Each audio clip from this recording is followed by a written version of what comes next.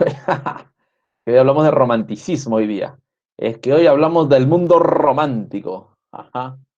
Muy bien, muy bien. A ver, vamos a empezar a compartir. ¿Qué pasa por acá?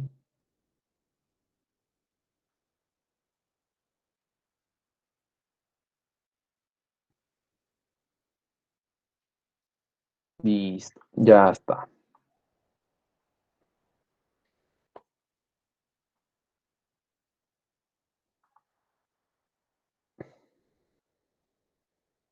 Muy bien, ya está. Ya tenemos aquí entonces nuestras diapositivas. Ya empezamos hablando el día de hoy acerca del romanticismo peruano. Ya la semana pasada nosotros habíamos hablado acerca de la literatura republicana. Ya estamos hablando del Perú, ya hablamos de la República. ¿Qué sucede? Cuando nosotros hablamos de la República, ¿de qué siglo estamos hablando? ¿Qué tipo de literatura es esta? ¿Qué tipo de literatura será? ¿En qué siglo se encuentra? En el siglo XIX, efectivamente. Hablamos del siglo XIX y ese siglo XIX terminó ¿con qué? ¿Con qué última clase? A ver, ¿cuál fue el último tema? Hablamos acerca del costumbrismo, ese costumbrismo que tenía como misión o como idea, pues justamente hablar acerca de la realidad que tenía el Perú. Entonces, ¿qué sucede? Vamos a ver por aquí, vamos a ver por acá. El día de hoy hablamos acerca del romanticismo. Posterior a esta etapa de definición y encuentro cultural, puesto que había que saber pues cómo nos íbamos a identificar, pues efectivamente surge el romanticismo. Este romanticismo llega a Perú bastante tarde, querido amigo, llega tardísimo, tardísimo. ¿Por qué? Porque el romanticismo primero surge en Alemania e Inglaterra a finales del siglo XVIII, o sea, a finales de 1700, en el siglo XIX ya está en todo su furor. Sin embargo, llega muy tarde a España. A España llega en promedio de la década del 20, principios del 30, y a Perú todavía llega en 1840. Ya prácticamente cuando los europeos están entrando al realismo, recién nosotros conocemos el romanticismo, como que estábamos un poquito retrasados por allí. Por consiguiente, pues tendremos también la finalidad de otras cosas. Tenemos otro tipo de finalidades, como es el caso de qué? Como es el caso de, ¿no? El romanticismo peruano. Pero nuestro romanticismo también tiene características muy notorias, como por ejemplo, ¿qué cosa? ¿Qué sucede en 1840? Vamos a ver que ocurren actos o sucesos también muy importantes. Por ejemplo, el Perú estuvo a punto de convertirse en una potencia mundial. ¿Cuál fue? ¿Cuál fue la raíz de esa potencia? ¿Qué fue aquello que nosotros teníamos como gran recurso para poder pagar la deuda externa e interna? ¿Cuál era eso? ¿Cuál fue ese recurso? El guano, el auge guanero, lo que más adelante Jorge Basadre llamaría la prosperidad falaz. Así que así que esto pues fue fundamental, fue importante, hasta que lamentablemente esto nos llevó pues a la guerra del Pacífico, por supuesto. ¿Qué ocurre? Pues Chile pues pone sus ojos en este guano y este salitre que tenía el Perú, en estos recursos que tenía para convertirse en una potencia mundial y efectivamente devino en un conflicto. Por consiguiente, si la guerra empieza en 1879, quiere decir que el romanticismo es bastante corto. El romanticismo, ¿cuántas etapas tuvo entonces? ¿Cuántas etapas tuvo el romanticismo? ¿O cuántos años, perdón? Solamente 39. 39 años de romanticismo. En esta época, pues se apeló a un romanticismo muy particular, como es el caso del romanticismo histórico y el romanticismo sentimental. Por ejemplo, podemos hablar de la exaltación del sentimiento, es decir, de la preocupación por la sensibilidad del Perú. Entonces, ¿qué ocurre? Vamos a ver también que hay un interés por el pasado. Ajá, en el Perú fue un periodo muy corto, del año 40 hasta el 79, 39 años.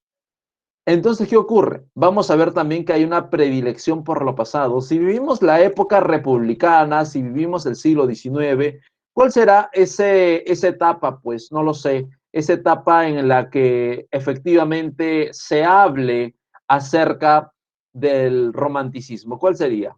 A ver, ¿cuál sería? Pensemos ahí de repente en algunos. A ver, ¿qué idea se nos viene? Si estamos en la República, ¿qué sería lo pasado para los románticos? Anarquía. El virreinato, ¿no? El virreinato sería, pues, esa, la monarquía, pero con ese término como tal no se maneja, pues, ¿no? Hablamos del virreinato, hablamos de esos 300 años en los que el Perú se había convertido en una provincia. Claro, obviamente, se entiende que monarquía viene de España, pero acá los románticos no te van a hablar de monarquía, te van a hablar justamente del periodo virreinal, te van a hablar, ¿no? Muy bien. Ahora, ¿qué sucede? Vamos a ver que también se encuentra en ellos un tono totalmente nostálgico.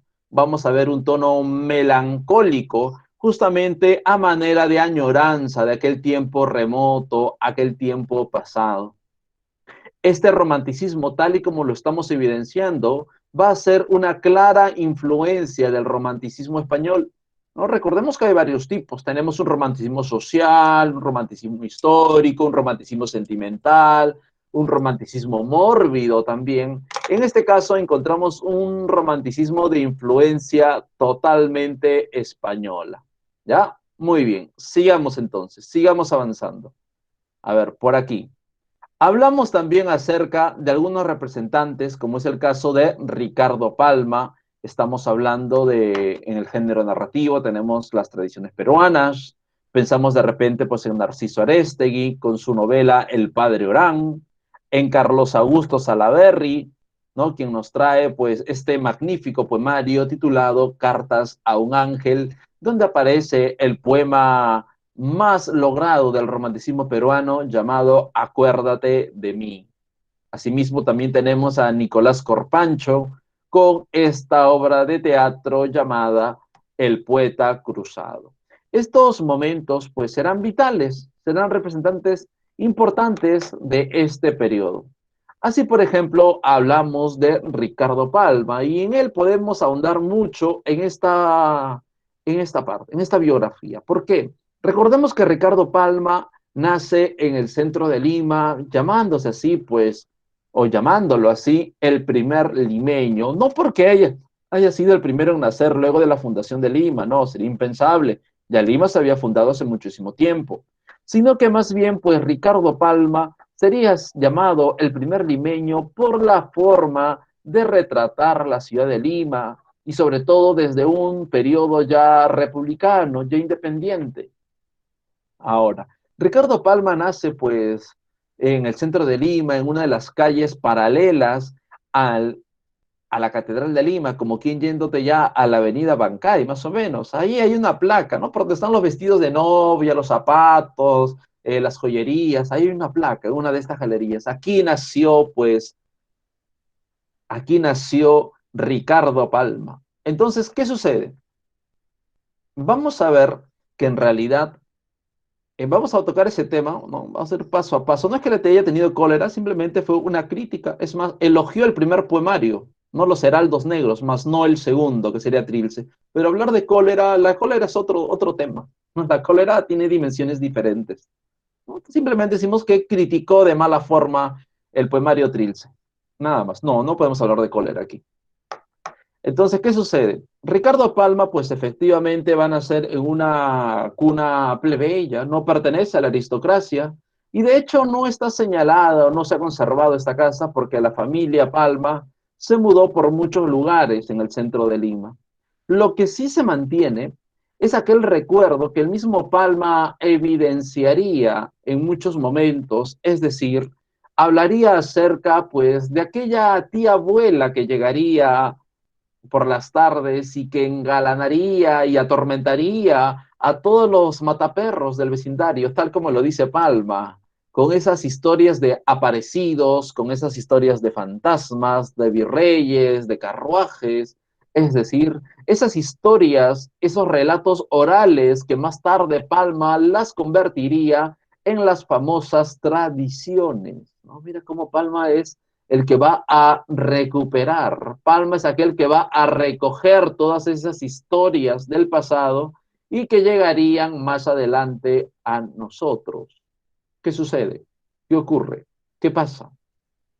Palma, con el paso del tiempo, se convertiría en estudiante de historia, ¿sí? Estudiaría la carrera de historia, no obstante, va a dejar este campo por diversos motivos. Uno, que para poder ser historiador, pues uno requiere de una o cierta objetividad, de un punto de vista muy crítico, y en cambio la realidad de Palma y el estilo de Palma era otro, un estilo mucho más libre, un estilo que le permitía fantasear en algunos momentos, es decir, alejarse de la rigurosidad científica que tiene la historia.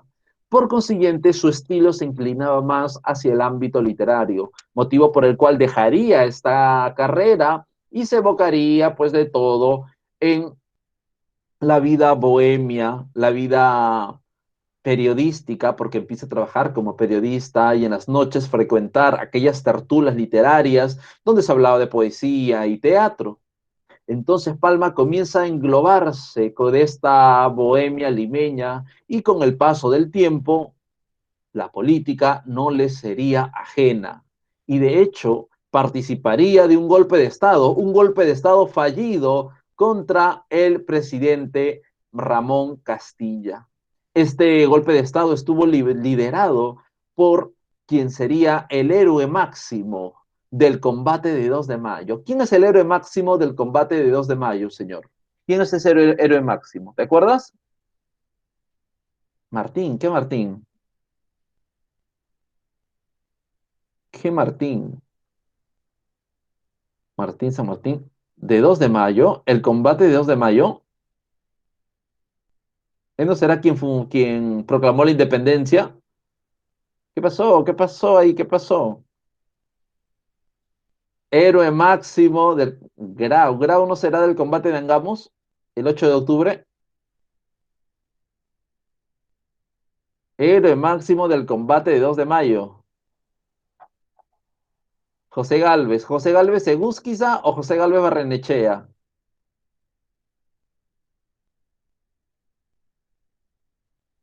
Egusquiza, José Galvez Egusquiza, muy bien. José Galvez Barrenechea es el crítico literario, ¿ya? Es el crítico literario, es el poeta, pertenece al modernismo peruano, ¿ya? José Galvez Egusquiza. Bueno, este José Galvez pues también intentó dar un golpe de Estado, fallido porque obviamente Ricardo, las fuerzas del orden impidieron que lograsen su objetivo. ¿Y qué sucedió? ¿Qué pasó con Galvez? ¿Qué pasó con Ricardo Palma? Pues fueron desterrados. ¿A dónde los echaron? ¿A dónde los enviaron, señor? Ya, tú ya te imaginas ya. ¿A dónde los enviaron? Fuera del Perú. ¿A dónde los enviaron? ¿Mm? ¿A dónde? A Chile, pues amigo, los destierran a Chile, ahí, chao, adiós. Pasado el gobierno de Castilla, pues ya se rompe también con este destierro. Y Palma regresa, pues efectivamente, regresa a Egusquiza, y más bien ahora José Gálvez sería nombrado ministro de guerra, lo que hoy conocemos más o menos como ministro del Interior. Y en ese periodo en que se está viviendo un excelente auge económico, los españoles nuevamente ponen sus ojos en Perú, nuevamente deciden regresar, y al regresar, ¿no? Deciden atacar, ¿no? Atacar, retomar el Perú. Claro, se han enterado que Perú tiene mucho dinero. Entonces, los españoles se han enterado que Perú tiene un recurso que ellos no habían visto y que con ese recurso están pagando pues a toda Europa. ¿Qué ocurre? ¿Cuál es ese recurso? Tú ya sabes, el guano de las islas. Ese guano, señor, ya había sido usado por el peruano antiguo, por el peruano prehispánico. O sea, los incas ya lo habían utilizado, pero cuando llegaron los españoles, no le prestaron la más mínima intención. Para ellos solamente valía el oro y la plata, nada más. No pensaron nunca en este fertilizante natural. ¿Y qué sucede? Pues las montañas, esas islas guaneras, ¿Sabes a cuánto habían ascendido, querido amigo? A más de 300 metros. O sea, imagínate que durante 300 años esas aves guaneras habían estado, ¿cómo te digo? Pues almacenando todo este recurso durante 300 años, que se habían formado montañas de 300 metros de altura. ¿Ya sabes de qué cosa? O sea, hasta arriba, hasta arriba. Dios mío, 300 años, pues ininterrumpidos.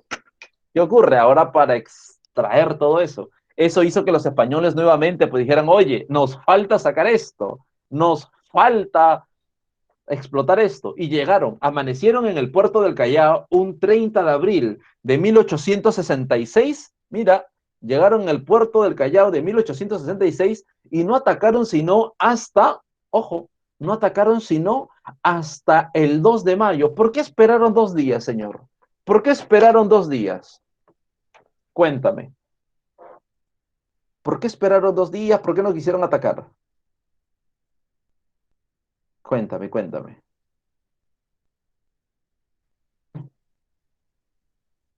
No, nada es por destino. Nada es por destino. No, no había ningún diplomático ni nada. El 2 de mayo, queridos amigos, el 2 de mayo de 1900, perdón, 2 de mayo de 1808, escucha, 2 de mayo de 1808, los españoles expulsaron a los franceses. Así que esperaron hasta otro 2 de mayo. ¿Cómo se llama eso? ¿Cómo se llama eso? Si tú utilizas una misma fecha, ¿cómo se llama? Imagínate que tú pues jugaste tu campeonato y saliste campeón, pero campeonaste un 2 de mayo. Y tú dices, espera, ella me gusta. Voy a esperar que también sea un 2 de mayo. Ahora me va a decir que sí. ¿No? Cábala, ¿no? Se llama cábala. Pero sabes que ella no te va a hacer caso, ¿sí o no? Porque aquí la cábala no interesa, señor. Sabe que ella tampoco te va a hacer caso. Entonces, ¿qué sucede? Los españoles, como tenían una victoria tan importante un 2 de mayo, quisieron retomar, ¿no? El virreinato del Perú un 2 de mayo también. Pero ¿qué cosa ocurrió? ¿Qué cosa ocurrió? Tampoco, pues, así como ella tampoco te hizo caso, los españoles tampoco pudieron tomar el puerto del Callao. ¿Y qué ocurrió, querido amigo? ¿Qué pasó? ¿Quién estaba peleando? Obviamente José Gálvez, ya lo dijiste. ¿Y quién era su secretario personal? Ricardo Palma. Y cuando Gálvez envía a Palma, ordena a Palma de que envíe un telégrafo a Lima informando la situación, Palma apenas ha salido del Torreón de la Merced, donde se encontraba luchando, sale del Torreón e inmediatamente cae una bala de cañón y el cuerpo de Gálvez vuela en 1000 pedazos. O sea que Ricardo Palma iba a pasar por lo mismo, iba a ocurrir, iba a pasar por lo mismo, queridos amigos. ¿Qué opinan? Terrible. Bueno, las fuerzas del Perú evitaron que los españoles tomaran la posición nuevamente. Chao, españoles, ahora sí de manera definitiva, ahora sí de verdad. Palma pues regresa, se sigue dedicando al periodismo, al teatro, a la poesía. Sin embargo, ya con ciertos años encima, decide irse a vivir lejos de Lima. ¿A dónde se va a vivir? ¿Cuál es la parte más lejana? Se va a vivir a un balneario a las afueras de Lima. ¿A dónde se va?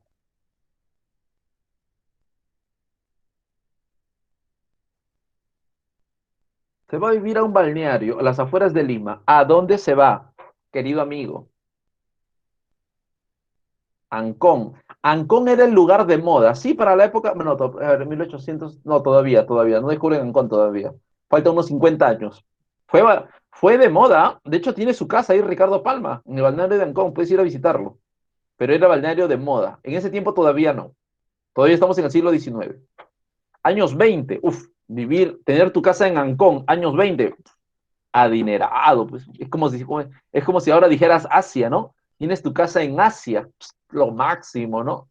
Pero no, todavía no. A ver, ¿dónde más? Cuéntame. ¿Dónde más?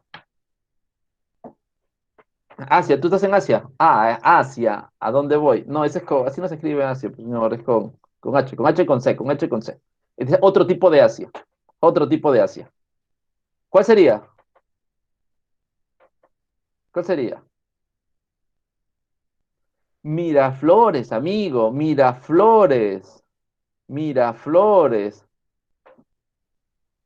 Miraflores.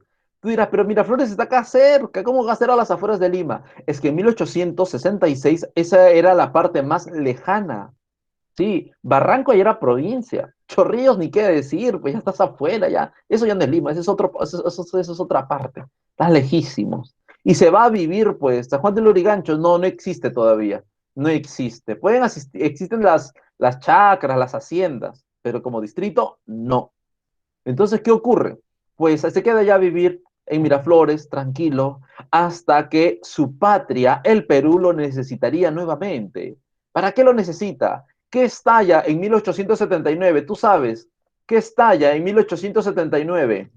Cuéntame, al sur del Perú, la Guerra del Pacífico. Empezamos con la campaña marítima de Grau, la campaña terrestre con Bolognesi. Los chilenos avanzan como si nada por toda la costa del Perú. Los pueblos que ponen resistencia son incendiados, saqueados, pero aquellos que no pasan resistencia, no ponen resistencia, los chilenos pasan sin destruir.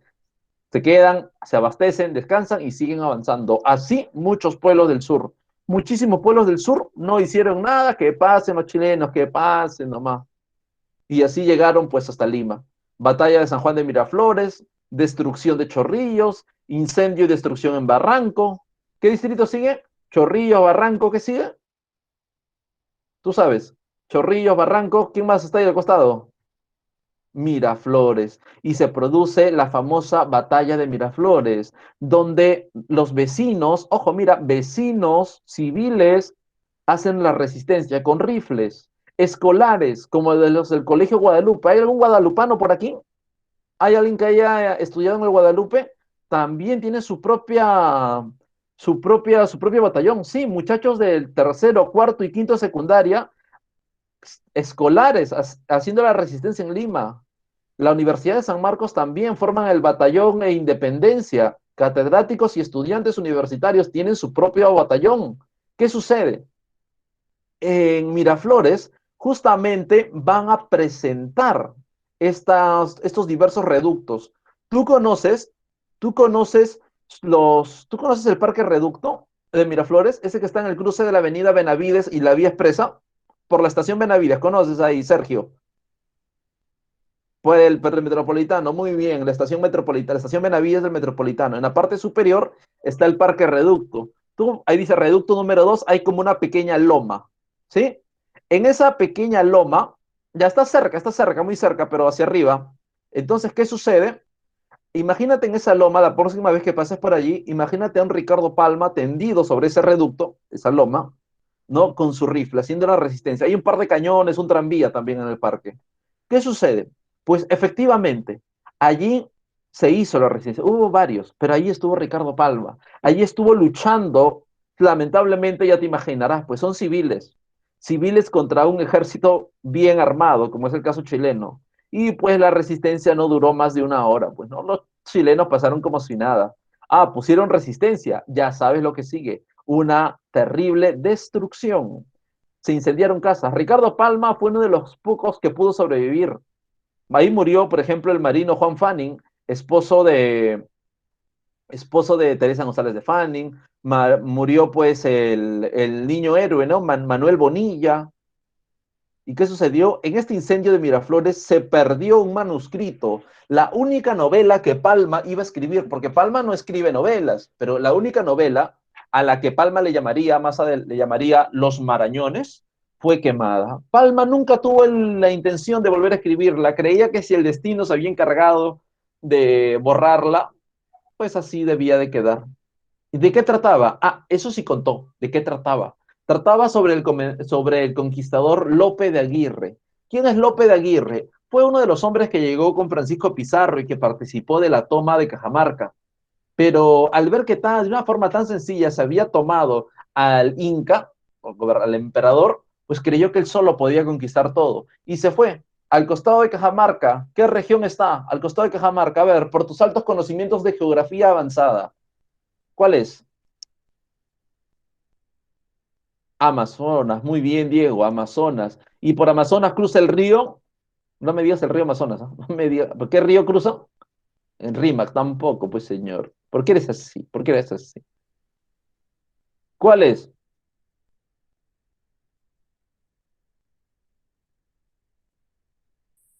No, Palma no hizo eso. Palma no hizo eso. Ya, a ver, regresemos, regresemos. ¿Quién es? Eso que tú dices, Alexander, fue González Prada, no fue Palma. ¿Cuál es? Cuéntame, cuéntame. El río Marañón, pues amigo, el río Marañón, el que cruza. Por eso es que titula su libro Los Marañones. ¿Qué sucede con Lope de Aguirre? El peor de todos. El Uctubamba, claro, pues no hay nadie de Bagua, ¿no? No hay nadie de Bagua que no se haya bañado en el Uctubamba, ¿sí o no? ¿Tú qué dices, Diego? ¿Será verdad o es mentira? Claro, no hay, si no es de Bagua, no, si no se ha bañado en el Uctubamba, no es de Bagua, así de simple. Ah, no eres de Bagua, pero igual te has bañado ahí, igual te has bañado en el Uctubamba, ¿cierto? Ah, ya, ya somos dos, ya somos dos. Muy bien, entonces, ¿qué sucede? Pues efectivamente, los marañones, o sea, los hombres que habitaban al margen del río Marañón, pues destrozaron a Lope de Aguirre. Nada que el más fiero de los españoles, igualito, nomás le sacaron el ancho. Sí, a él y a todos sus hombres, ¿no? Por eso, y de eso se trataba, cuenta Palma. Bueno, llegó la ocupación chilena, se quedaron allí, se fueron luego del Tratado de Ancón y ahora había una misión importante, reconstruir el país. Y a Palma el, le dan el cargo de director de la Biblioteca Nacional. Con este cargo de director de la Biblioteca Nacional, efectivamente vamos a ver que hay un interrogante. ¿Qué biblioteca? Si la biblioteca está destruida. Ah, muy bien. Ese era el trabajo, reconstruirla. Por lo tanto, Palma se dedica a recolectar, a enviar solicitudes a intelectuales peruanos y extranjeros. ¿Qué pasa? Uno de sus contactos en el extranjero, ¿quién sería? Tú sabes. ¿Quién sería uno de esos contactos en el extranjero de Ricardo Palma, en España? Te lo dije en la semana 8. ¿Quién era amigo personal de Ricardo Palma? Lope de Vega. Lope de Vega ya murió 300 años antes. A ver, ¿quién más? 200 años antes había muerto Lope de Vega. Generación del 98. Líder de la generación del 98. Lope de Vega. Está bien que Palma ya estaba mayorcito, está bien, pero no es para tanto, señor, ¿ya? Está bien que Palma ya era mayorcito, pero no abuse, pues Lope de Vega. Un poco más dice, mío, sí. No, no te pases ya, pues. Muy bien, Miguel de Unamuno, muy bien, Miguel de Unamuno. De hecho, Miguel de Unamuno, quiso Miguel de Unamuno un efecto multiplicador. Recibió la solicitud, Pitágoras, recibió la solicitud y hizo un efecto multiplicador. Parte de la biblioteca nacional se la debemos a Miguel de Unamuno. Miguel de Unamuno envió más solicitudes a otros más y envió un gran contingente de libros. Y así se formó esta biblioteca. Así se reconstruyó la biblioteca, gracias a Miguel de Unamuno, entre otros, claro, entre otros. Bueno, lo cierto es que siempre va a haber detractores, ¿no? Siempre va a haber detractores. ¿Quién fue uno de ellos? Sí, libremente, Sergio. Puedes decir cuantas veces quieras. ¿Qué ocurre? Vamos a ver que en realidad, pues, así como Palma hizo, y siempre que alguien hace algo, siempre va a haber críticas. ¿Y quién era uno de esos críticos? Manuel González Prada, que lo va a acusar de todo. Lo va a acusar de ser un nostálgico de la colonia, de esperar que regrese el virrey, de ser un hispanista, lo va a acusar incluso hasta de viejo. No te pases, ¿cómo lo va a acusar de viejo? Todos envejecemos, ¿sí o no? Todos envejecemos. ¿Y qué pasa? Bueno, al final Ricardo Palma pues dejó la dirección de la Biblioteca Nacional y más tarde la asumiría él, Manuel González Prada. ¿Sí? Hoy vamos a revisar rápidamente su obra antes que nos gane el tiempo. En la narrativa escribe pues las famosas tradiciones peruanas, escribe también las tradiciones en salsa verde. El color verde aquí tiene una connotación diferente. ¿Qué significa ese color verde? Dentro de dentro del mundo hispano, ¿qué significa el color verde? ¿Qué significa el color verde para Palma?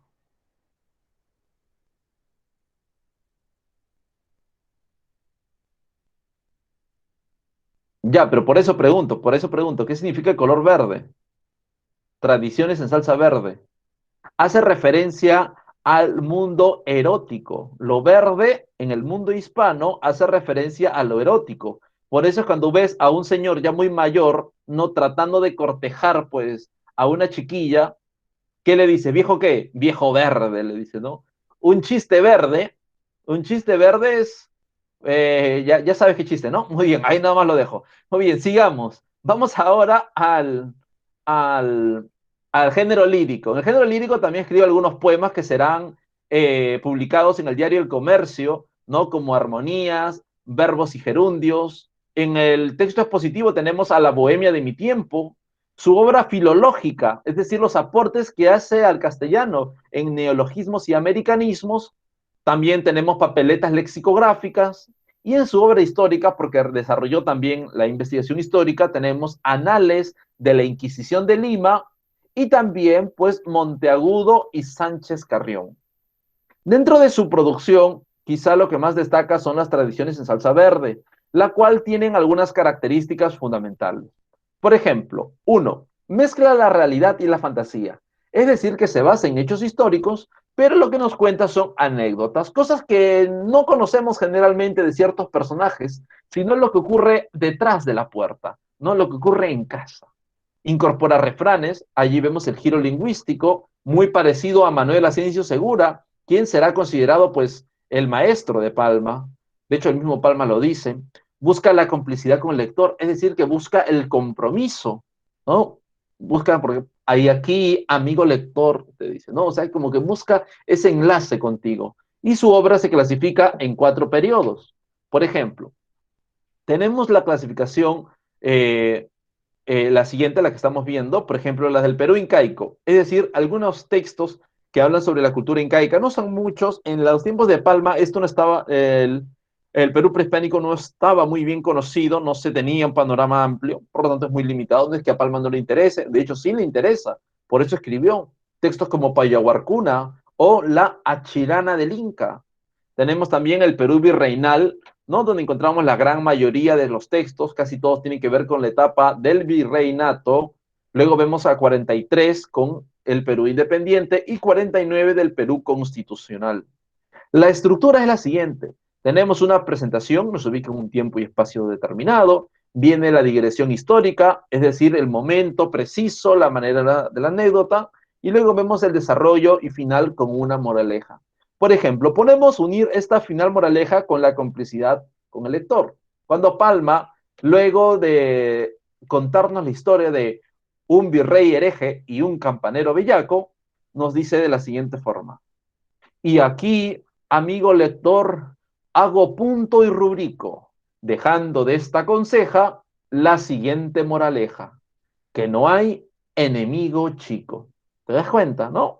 Va sacando pues de esa manera la complicidad con el lector y juega con la moraleja. Tiene diversos textos, como por ejemplo la primera de ellas, que será la tradición de consolación, en 1851, tenemos a Don Dimas de la Tijereta, el alacrán de Fray Gómez, la Perricholi, al Rincón Quitacalzón, los incas ajedrecistas, y por último, ¿no? Una visita al Mariscal Santa Cruz en 1915. Fue la última tradición.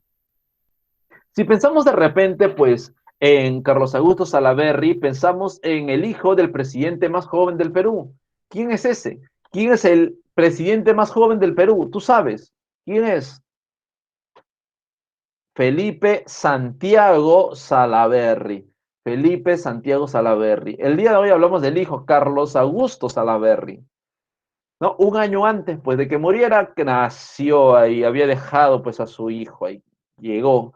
¿Qué ocurre? Este fue poeta, político, militar, periodista, participó también en el combate de 2 de mayo. Ajá, ya sabemos, ¿no? Participó en el combate de 2 de mayo, ya hablamos de eso. Y va a ser considerado, ojo señor, va a ser considerado el, el Becker peruano. Imagínate, imagínate, el Becker peruano. Que te comparen con Becker no es poca cosa, ¿sí o no? Imagínate que te comparen con Becker. Imagínate, señor, estamos hablando de palabras mayores. Dentro de sus textos, ¿no?, que más destacan, tenemos Cartas a un ángel, donde se trabaja el recuerdo de la amada, ¿no? Tiende justamente a la melancolía, a ese amor ausente, a la nostalgia, y donde se incluye pues el poema Acuérdate de mí. Este Acuérdate de mí lo vamos a ver aquí un pequeño fragmento, es mucho más extenso. Te voy a leer aquí un poquito nada más, ¿ya? Dice: Oh, cuánto tiempo silenciosa el alma mira alrededor su soledad que aumenta, como un péndulo inmóvil, ya no cuenta las horas que se van. No siente los minutos cadenciosos a golpe igual del corazón que adora, esperando la magia embriagadora de tu amoroso afán. Ya no late, ni siente, ni aún respira. Petrificada ya el alma en lo interno, la cifra en mármol con buril eterno queda grabada en mí.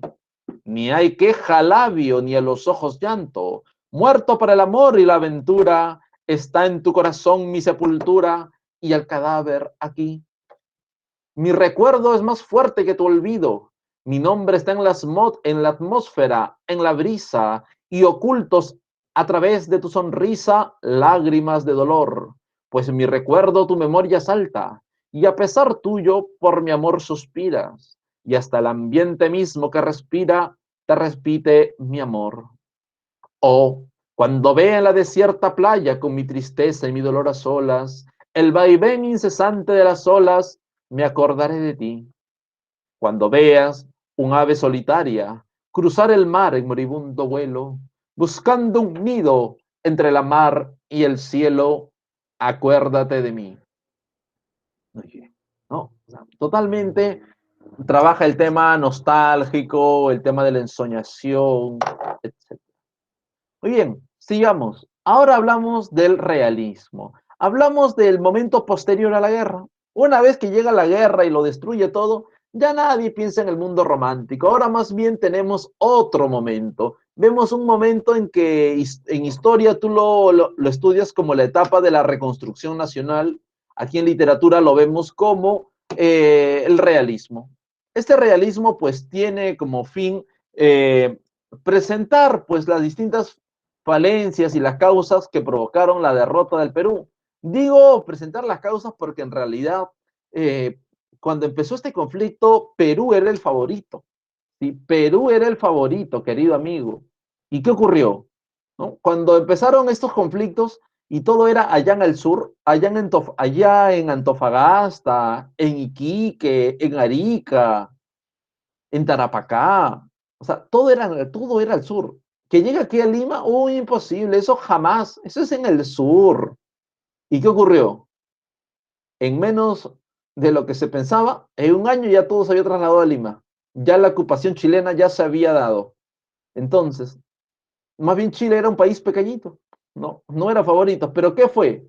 ¿Qué ocurrió? La corrupción de toda la vida, la falta de compromiso, los pueblos que decidieron mantenerse al margen, ¿no? Y no hacer una resistencia y dar paso libre. Presidentes como Pierola, ¿no? Que dio un gran discurso, engalanó a todos y se fue a comprar armamento. Se fue, ya vengo, voy a comprar armas. Y no regresó más. Terrible. ¿Cómo vas a hacer eso en periodo de guerra, señor? Ya vengo, voy a comprar armas, deben la plata. Le dieron la plata y no volvió. Terrible. Se parece al tesorero de la promoción, ¿no? Viaje de promoción igualito, tesorero, cuidado, ¿eh? Mil ojos con el tesorero, ¿no? Igualito, señor. No, mira esto, por ejemplo, aquí tenemos el repase, ¿no? Este ataque, tenemos acá también la respuesta, otro de las pinturas icónicas. Y Pierola se fue, regresó y volvió a ser presidente. Los peruanos no aprendemos, señor. Los peruanos no aprendemos hasta el día de hoy. Nos robó, nos dejó solo, nos invadieron 4 años, 3 años, regresó, presidente otra vez. Terrible. Dentro de este caso, vamos a ver que aparecen pues distintos momentos. Por ejemplo, evoca a las reivindicaciones sociales, es decir, que se busca una nueva idea, reivindicar a las clases menos favorecidas, por ejemplo, al sujeto indígena, ¿no? A quien González Prada pues va a acusar de ser el culpable, pero no él en realidad, sino a quienes lo han hecho, a quienes han hecho de él un ser sin patria, ¿no?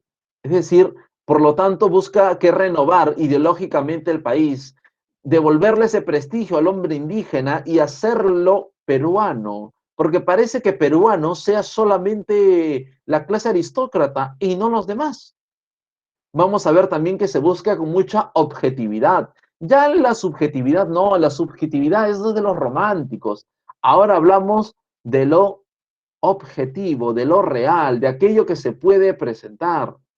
Vamos a ver también que se muestra un nacionalismo bastante agresivo, un nacionalismo acérrimo, lo que definitivamente se presentará en los textos de Manuel González Prada, en esos diversos discursos que más tarde aparecerían en Páginas Libres, Horas de Lucha. Tenemos a Clorinda Mato de Turner con sus tradiciones cusqueñas y más tarde Ave sin Nido. Recordemos que Clorinda, pues en un primer momento fue discípula de Ricardo Palma, así que la primera parte de su obra es romántica, por eso vemos tradiciones cusqueñas como tratando de emular lo que hizo Ricardo Palma en sus tradiciones peruanas, y más adelante Ave sin Nido, que más bien tiene un sentido mucho más realista. ¿Qué pasó, profesor? ¿Por qué pasó de su maestro Palma a su maestro González Prada? ¿Qué ocurrió? ¿Pasó de año o qué cosa? Es que en realidad vamos a ver que Clorinda Mato de Turner poco a poco se va haciendo mucho más representativa y tiene deseos de participar no solamente como escritora, sino también como política. Y eso es lo que no le gustó a Ricardo Palma, ¿no? Ricardo Palma sí un poquito machista en ese aspecto, ¿no? Pero era el pensamiento de la época, ¿no? Los tiempos han cambiado.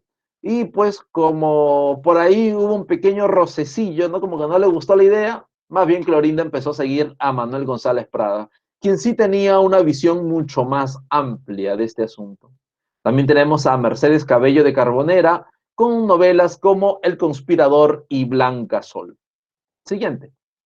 Vamos a hablar de González Prada. González Prada, pues de alguna forma nace en el seno de una familia aristócrata, aunque siempre va a renegar de ello, va a fundar el círculo literario que más adelante pasaría a llamarse perdón, que más adelante se convertiría en el partido Unión Nacional y será director de la Biblioteca Nacional. Ricardo Palma, pues va a ser el principal punto a quien ataque. González Prada lo va a atacar mucho, como te dije, lo va a acusar incluso de estarse muriendo, lo va a acusar de viejo, lo va a acusar de todo, querido amigo. ¿Y qué sucede? ¿Quién se murió primero? Lo acusaba de viejo y, y González Prada se muere primero. Terrible, ¿sí o no? El viejito Palma hizo resistencia, pues, ¿no? De viejo, viejo, viejo, y González Prada se murió un año antes. Terrible. González Prada nos presenta un nacionalismo muy agresivo, pero al mismo tiempo su poesía se afianza en la tradición alemana y la tradición francesa, ¿no? Entonces como que ahí pues rompe, ¿no? O sea, habla del nacionalismo y admira a los alemanes, a los franceses, bueno, no sé. Aunque no quiere decir que su poesía sea mala, es buena también. Dentro de la narrativa vamos a ver aquí a Páginas Libres, bueno, más que narrativo expositivo en realidad. Tenemos a Páginas Libres, Horas de Lucha, Anarquía. Son discursos que irán apareciendo en diversos escenarios. Dentro de la obra lírica tenemos a Minúsculas, Presbiterianas y Exóticas y los famosos triolet. Su poesía, como te dije, tanto como su narrativa, pues tiene características muy interesantes. Número uno, presenta un ferviente nacionalismo, su lenguaje será preciso, virulento, hace una crítica muy ácida, tiene el espíritu positivista. ¿Qué cosa quiere decir esto? Que va a apoyar el desarrollo de la industria, ¿sí? Y va a ser precursor del indigenismo. No se le puede llamar indigenistas ni a él ni a Clorinda Mato de Turner. ¿Por qué? Porque el indigenismo como tal será todavía en el siglo XX. Lo que hacen estos señores, pues en realidad ser los precursores o presentar pues una visión muy particular, es decir, de presentar pues ¿cómo te digo? Una visión muy paternalista o maternalista, según sea el caso. Es decir, una visión protectora con el sujeto indígena, una visión idealizada. Ya más adelante, pues, Ciro Alegría o de repente José María Arguedas presentarán, pues, otros momentos también. Luego tenemos Y también sería precursor del modernismo literario. Quizá no un modernismo como lo que hace Rubén Darío, no, no es un modernismo así, sino con matices muy particulares. Por eso se llama el precursor de este momento. Por ejemplo, mira, este es un ejemplo de poema modernista o premodernista. ¿Ya? A ver, ¿qué sucede ahí? ¿Sí? Miguel, ¿hay una pregunta? ¿Qué pasó? Muy bien, vamos a ver aquí, ¿ya? Por ejemplo, dice, el amor, dice, si eres un bien arrebatado al cielo, ¿por qué las dudas?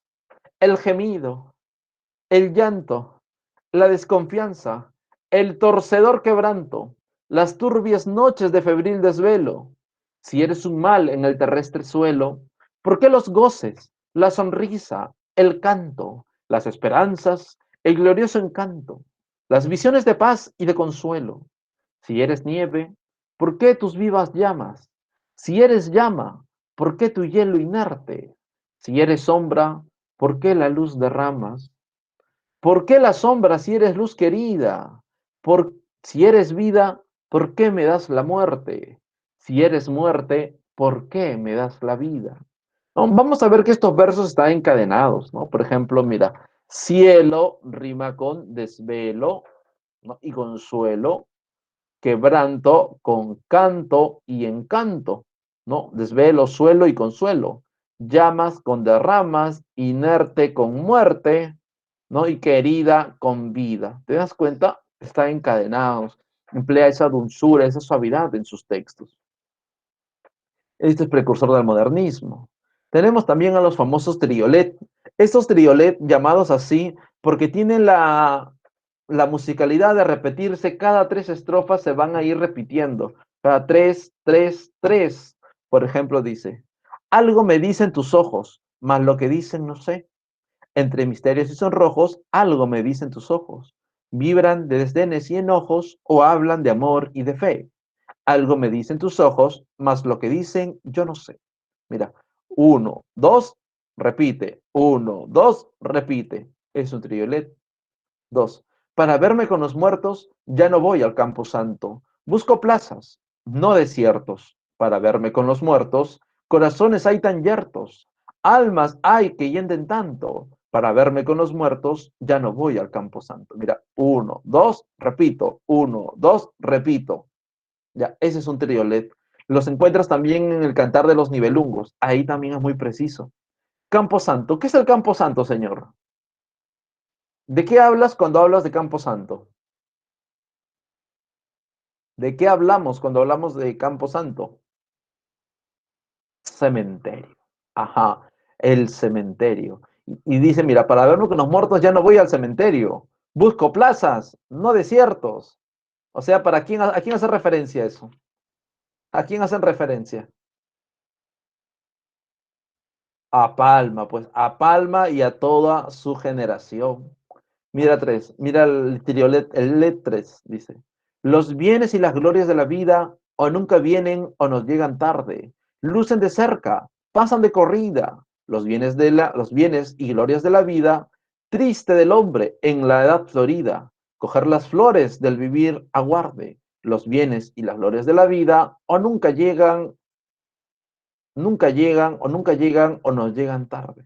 Nuevamente, no los bienes. Uno, dos, repite. Uno, dos, repite. Ahí está. Vamos a ver ahora aquí este pequeño fragmento de Páginas Libres, ¿no? Este discurso que fue escrito a solicitud de los jóvenes, a solicitud de un grupo de jóvenes estudiantes del famoso convictorio de San Carlos, que quisieron realizar un gran número de conferencias, ¿no? A los que había que pagar, ¿no? Y con ese dinero recaudado, con esos fondos, recuperar Arica, ¿no? Recuperar Tacna, Arica, pagando, querían juntar dinero con los discursos. Y pues una de las personas encomendadas fue Manuel González Prado. Mira qué nos dice.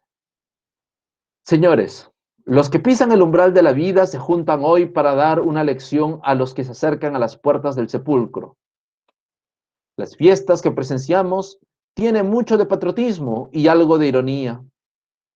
El niño quiere rescatar con el oro lo que el hombre no supo defender con el hierro. Hablo de la ciencia robustecida con la sangre del siglo, de la ciencia con ideas de radio gigantesco, de la ciencia que trasciende a juventud y sabe a miel de panales griegos, de la ciencia positiva, que en un solo siglo de aplicaciones industriales produjo más bienes a la humanidad que milenios enteros de teología y metafísica. En esta obra de reconstrucción y venganza, no contemos con los hombres del pasado, los troncos añosos y carcomidos produjeron ya sus flores de aroma deletérea y frutas de sabor amargo.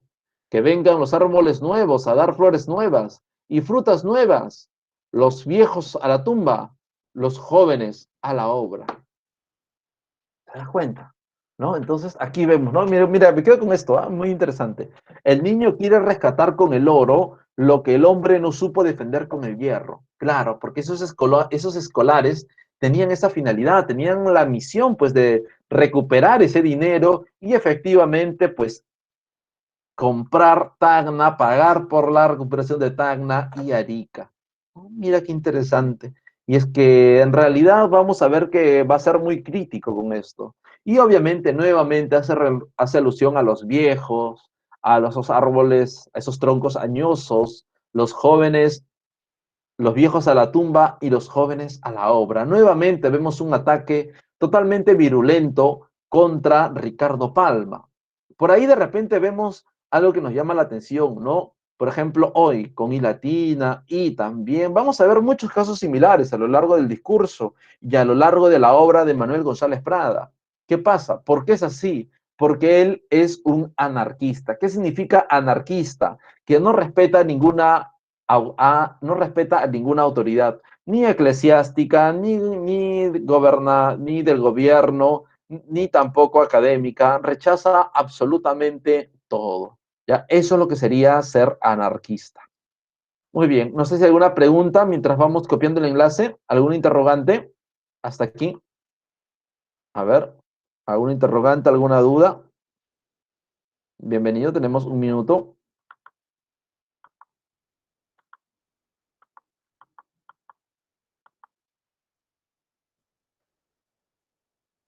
Sí, sí, sí, definitivamente. Muchas gracias, Miguel. Gracias. Recién este año, recién este año. Mi primer año. Sí, mi primer día del padre. Mm. Muchas gracias.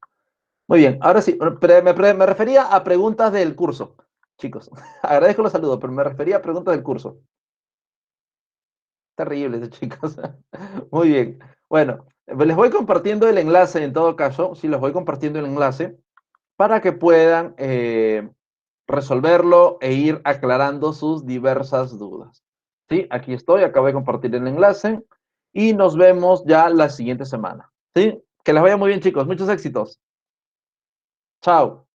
Hasta el siguiente lunes. Bonito inicio de semana para todos.